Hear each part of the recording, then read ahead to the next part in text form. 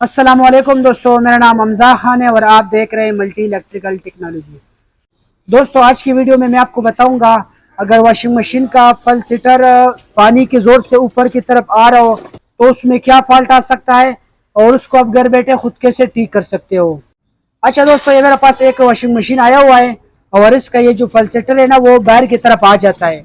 मतलब जब इसके ऊपर पानी का जोर पड़ता है ना, तो उसका फल सीटर ऊपर की तरफ निकल आता है। तो देखें दोस्तों, इसके अंदर दो मेजर इशू हो सकता है। एक तो अगर इसका ऊपर वाला नट खराब हो तो तब भी आपका जो पल्सेटर है वो जब उसके ऊपर कपड़ों का जोर आएगा या पानी का जोर आएगा तो वो ऊपर की तरफ निकलेगा। और दूसरा, अगर नीचे गियरबॉक्स खराब हो जहाँ पर हमारा नट टाइट होता है, अगर गियरबॉक्स वाली चूड़ी स्लिप हो या गियरबॉक्स खराब हो तो तब भी हमारा जो पल्सेटर है वो बाहर की तरफ जोर करेगा। लेकिन ज्यादातर 90% जो इसमें इशू आता है वो ज्यादातर ऊपर जो पल्सेटर के ऊपर नट लगा होता है उसमें इशू होता है, या अक्सर वो स्लिप होता है या अक्सर वो खराब होता है जिसकी वजह से वो टाइट नहीं होता है।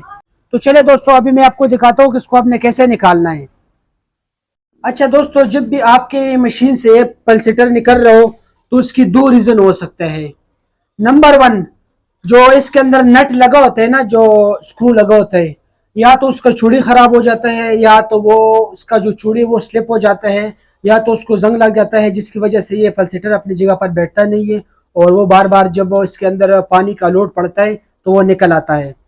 और दूसरे नंबर पर इसका गियरबॉक्स खराब हो सकता है। एक तो मैंने आपको बता दिया कि एक इसका नट खराब हो सकता है और दूसरा, ये आप देख सकते हो, यहाँ पर आप देख सकते हो दोस्तों, ये शाफ्ट लगी है। यहाँ पर आप देख सकते हो, जब इसका चूड़ी खराब हो जाए या ये स्लिप हो जाए तो तब भी ये इन दो वजहों से निकलता है। या तो आपका ये जो गियरबॉक्स का ये फुल ही है ना, ये खराब हो तो तब भी आपका ये जो फलसेटर है वो निकलेगा, और या अगर इसका नट खराब हो तो तब भी वो निकलेगा। तो अभी आप देख सकते हो दोस्तों, ये जो इसके अंदर ये नट लगा हुआ है ना, ये आप देख सकते हो, इसको लगा हुआ है जंग, जिसकी वजह से ये बार बार निकल जाता है। तो मैं इस तरह करूंगा, मैं इसको खोलूंगा और इसके ऊपर मैं कोई अच्छी तरीके से कोई स्क्रू या कोई नट को अच्छी तरीके से टाइट करूंगा ताकि ये बार बार ना निकले। तो यहाँ पर आप देख सकते हो दोस्तों, इसको खोलने का तरीका बहुत आसान है। इसको मैंने रिमूव कर दिया और यहाँ पर आप देख सकते हो, यहाँ पर मैं इसको डालता हूँ टेस्टर को, तो ये इजीली इसमें से उतर जाएगा। यहाँ पर आप देख सकते हो दोस्तों, इसका ढक्कन को मैंने खोल दिया और ये आप देख सकते हो दोस्तों, इस नट का जो ये चूड़ी है ना, चूड़ी ये बिल्कुल स्लिप हो चुकी है जिसकी वजह से इसके ऊपर अच्छी तरीके से टाइट नहीं होता है। तो मैं इस तरह करूँगा, मैं सबसे पहला इस तरह नट ढूंढूंगा और मैं इसके ऊपर इसको अच्छी तरीके से टाइट करूँगा और इसको मैं चाबी के साथ अच्छी तरीके से टाइट करूँगा ताकि ये निकले ना। बल्कि उससे पहले मैं इसकी थोड़ा सा सर्विस भी कर लेता हूँ। यहाँ पर आप देख सकते हो, यहाँ पर इसके अंदर बहुत ज़्यादा गंद जम चुका है जिसकी वजह से इसकी ठीक करना वो ज़रूरी है। अगर मैं नया नेट लगाऊंगा इसके ऊपर तो उसको भी जंग लग सकता है, वो इसलिए क्योंकि इसके अंदर बहुत ज़्यादा गंद जम चुका है जिसकी वजह से हमें इसकी सफाई करना ज़रूरी होगा। तो अभी मैं इसका जल्दी जल्दी सफाई करता हूँ और फिर हम इसको फिट करेंगे। तो मैं इसको जल्दी जल्दी से साफ कर लेता हूँ।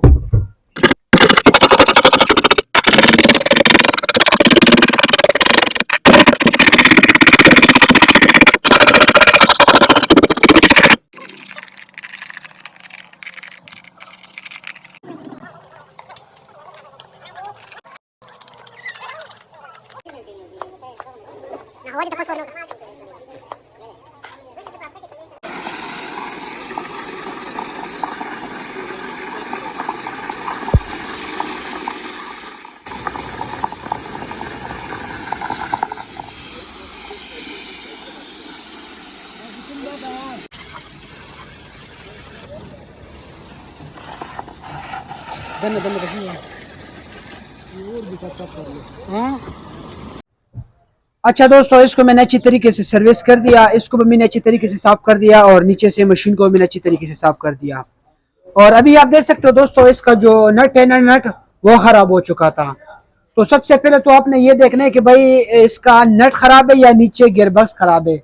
अगर इसका ये नट खराब हो तो ये तो आम मार्केट से मिल जाता है ना, ये आम नट है और ये इजीली इसके ऊपर टाइट हो जाता है।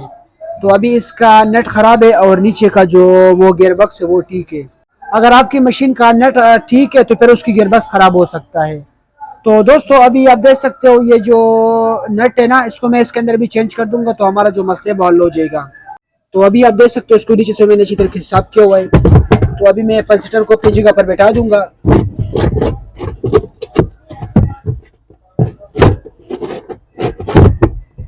यहाँ पर आप देख सकते हो इसको मैंने अच्छी तरीके से बैठा दिया। तो अभी आप देख सकते हो दोस्तों, इसको मैंने ये वार्शल दिया हुआ है। तो मैं इसको नीचे इस तरह लगा लूंगा और इसको मैं ठीक से अच्छी तरीके से टाइट कर दूंगा।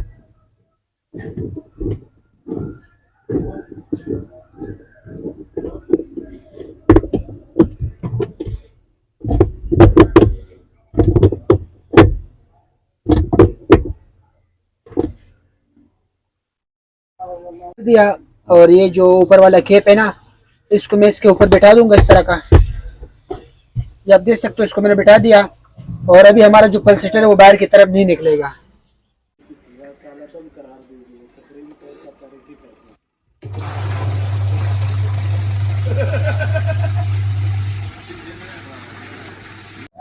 तो मुझे उम्मीद है दोस्तों कि यहाँ तक आप लोगों को अच्छी तरीके से समझ में आ गया होगा कि अगर आपके वॉशिंग मशीन का पल्सेटर जोर से, मतलब पानी की जोर से ऊपर की तरफ आ रहा हो तो उसमें क्या फॉल्ट आ सकता है, उसको आप घर बैठे खुद कैसे ठीक कर सकते हो।